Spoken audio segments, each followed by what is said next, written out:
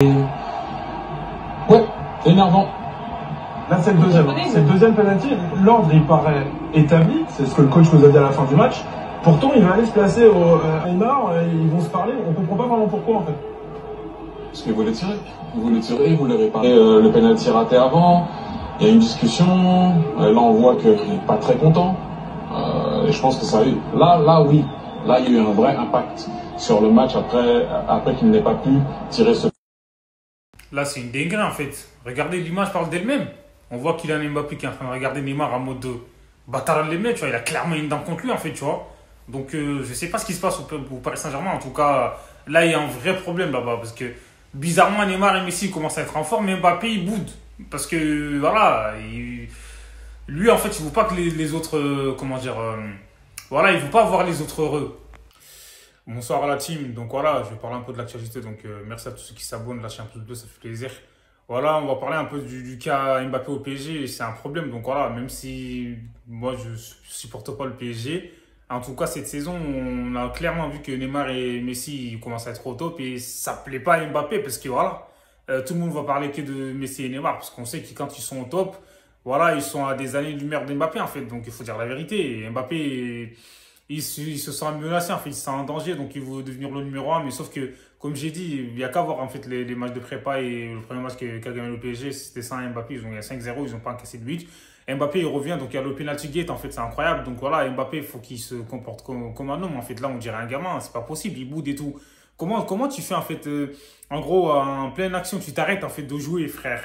Là, comment dire, c'est la Ligue 1, frère, c'est pas la cité, c'est un truc de ouf. Donc du coup, voilà, moi je trouve que c'est dommage parce qu'Mbappé il commençait à progresser. Tu sais, moi je me suis dit que voilà, ce mec-là il va aller très loin, mais sauf que là, laisse tomber, il a fait 2 pas en arrière en fait. Mbappé, frère, t'as changé, c'est pas le football qui a changé, c'est toi qui as changé en fait. C'est une dinguerie. Donc voilà, quoi, le football, n'oublie pas que ça se joue à 11 en fait. Sinon, on va faire du tennis. Tu vois, faut pas penser qu'à tes stats en fait, faut penser aux autres aussi, tu vois. Donc voilà, le football est un sport collectif et voilà, tu dois, comment dire, aider le collectif en fait, tu vois, à gagner. Et donner ton maximum en fait pour l'équipe. Je comprends pas, c'est bizarre, tu vois. Et comme je l'ai dit, c'était les meilleurs amis du monde et là, ils sont en passe de devenir les meilleurs ennemis du monde. Hein. C'est dingue. Et le Paris Saint-Germain, je pense qu'ils ont du souci à se faire. En plus, leur attaque composée Neymar, Messi et Mbappé, franchement, si les 300 ans et tout, je pense que ça va être très très chaud en fait de les arrêter. Et voilà, ça serait dommage en tout cas pour le Paris Saint-Germain, ils viennent de le prolonger. Donc Mbappé, il boude et tout, frère, c'est une dinguerie. Hein. What the fuck. Bref, voilà, on va parler un peu du cas Barça parce que moi, je comprends pas. Parce que le Barça, en fait, actuellement, il se passe des trucs et tout. J'arrive pas à comprendre, tu vois. Et là, Xavi, honnêtement, tu vois, il a des joueurs qu'il faut et tout. Mais franchement, je pense que ça y est, là, on commence à en avoir marre, en fait. Tu vois, la patte Xavi, tout ça, frère. Tu joues contre des petites équipes, tu n'arrives même pas à gagner, tu es incapable de marquer un but, tu fais des 24 tirs. Et là, comme je l'ai dit, Alexandro Balde, il est incroyable, en fait. Voilà, c'est une pépite. Je comprends pas, Xavi, frère. Pourquoi tu le mets pas, frère? Au lieu d'aller recruter Marcos Alonso, frère, je comprends pas aussi la politique du club. Ça, c'est pas normal. Faut laisser la chance aux jeunes.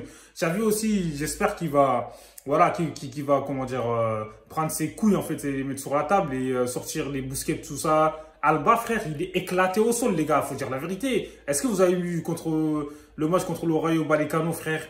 Je ne comprends pas pourquoi il était resté sur le terrain, tu as vu, frère. Voilà, prends tes responsabilités. Voilà, c'est pour le bien de l'équipe, en fait. On s'en fout de l'amitié qu'il y a entre eux. Je sais pas, parce qu'ils ont joué ensemble et tout, c'était des anciens coéquipiers.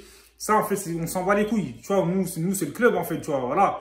On sait qu'ils apportent plus rien. Il est là, à s'entêter à les mettre, en fait. C'est dommage. Et je comprends pas aussi le cas Frenkie de Jong, en fait, tu vois.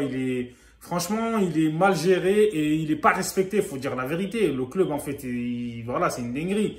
Gavi, il joue et on sait qu'il est bon, mais frère, c'est un gamin, il vient d'avoir 18 ans à peine. Frenkie de Jong, frère, mets-le titulaire, je comprends pas, voilà, c'est dingue. Voilà, moi ça m'a énervé, c'est pour ça que j'ai pas fait le débrief du match du Barça. Et dites-moi ce que vous en pensez en commentaire, abonnez-vous, hasta luego.